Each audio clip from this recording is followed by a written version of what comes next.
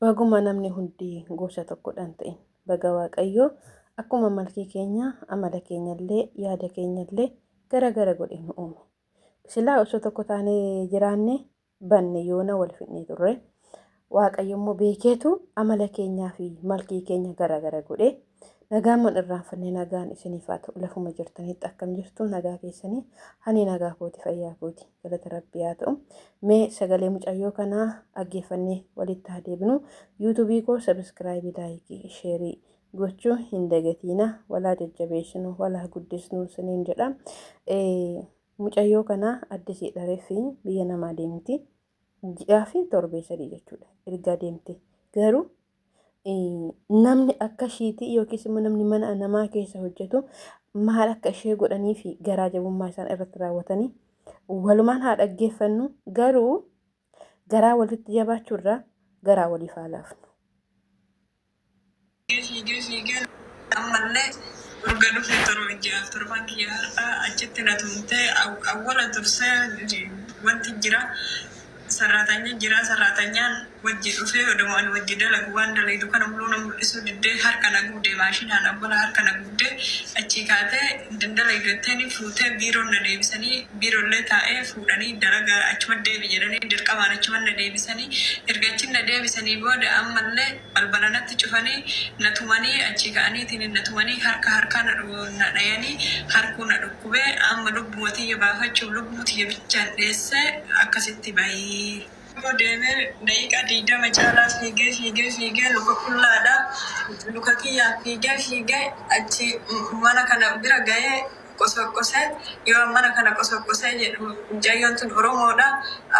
Anaaf afaan beeku isiin natti dubbatte akkasitti isiin nyaatallee naa kennite bishaanillee urga dhufee torba ji'aaf.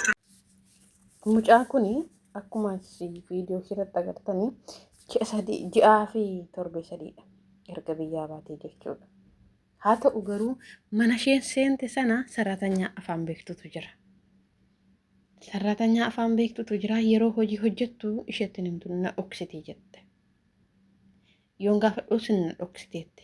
Uumarratti booda maashinii wayitiin harka kiyya gubdee jette. Sanii booda erga harka kiyya gubdee booda nareebuu eegalte. Osuma nareebduu kanaan anis achiitii hin hojjettu jettee isaanitti himte isaan fuudhanii biiroo nageessanii jette. Elaa sagalee irratti hin dhaga'ama jechuudha. Haa ta'u garuu isheen isoo birriidhaaf biyyaa baate isheen kun isoo birriidhaaf biyyaa baate isheen sun isoo of jijjiiruuf baate isheen kun of jijjiiruuf baate maaltu adda nu godhe? Wanti adda nu godhe yaaduu sammuu keenyaa fi afaan beekuu keenya. Kana bichaa walirratti yaadurra immoo osoo walii yaanneerra wayyaa akka kootti dhugaa dubbachuuf ani danda'ee garaa jabaadhee sarratanyaa akka koo akkas gochuu hin danda'u. Maaliif lamaan keenyuu darabaa dhufne darabaa hummaan jedhu ergisa dhufne malee keessatti dhalannee miti keessattis guddannee miti. Of jijjiiruuf maatii keenya jijjiiruuf hirkattummaa jalaa ba'uuf baane biyyaa. Mana haadha keenyaa miti mana abbaa keenyaa miti mana haadha keenyaa miti mana abbaa keenyaa miti bakki nuti jirru kun jechuudha. Birriitu nu kaa'e. Birriitu waan gaariis waan namaas nu dandeessisiisee mataa gadi nu qabachiisee nu jiraachisiise jechuudha. Har'a garuu akkatti baanee fi iddoo baanee dagannee yeroo akkasitti walirratti hamaa yaannu dhugaa rabbii baay'ee nama gaddisiisa. Garuu akkuma namni hamaan jiru namni gaariin illee hin jira. Namni gaarii namaa yaadu, namni garaansaa namaa na'u, namni qalbiinsaa namaa cabu hin jira. Tokko immoo namni garaa jabatu jara kana caalaa namni garaa nutti jabaatu hin jira jechuudha. Sarratanyaa akka keenyaa ta'e maaliif garaa walitti jabaachuun biyya namaa kana keessatti an dhugaa dubbachuu fi agasuma garaa nama jabaachuu garaa namatti jabaachuu miti. Saree yoon arge yoo ta'u bishaan kenneefi jedheen hawwa. Otoo mi'aan kana nyaatte amma innaa nyaanni irraa hafee eeggatu qodaa zubaalaa keessan buusu'an. Jala saankaa yookiin hadurreen haa nyaattu yookiin sareen haa nyaattu hin jedha. Akkuma ani beeloftii hin jedha. Yoon saree karaarratti argu dhugaa rabbii saree ishee biyya keenya kabajaa manatti waamanii biddeen bucu ani biddeen jala buusan. otoo waamee jala buusee maal ta'a hin jedha garuu akka ani yaaduu fi akka ani hawwisan ammoo ta'uu hin danda'u. Warri maana kana hin jaallatanii jechuudha. Namatti garaa jabaachuu miti sareettu garaa hin jabaadhu. Maaliifi garaa walitti jabaannaa? Maal yoo war gargaarre? Inni beeku isa wallaalaa yoo barsiise. Inni hin barre inni bareeru immoo isa hin barre yoo barsiise rakkoo maal qaba? Nu hundi keenya dhiisne keessaa hin galla.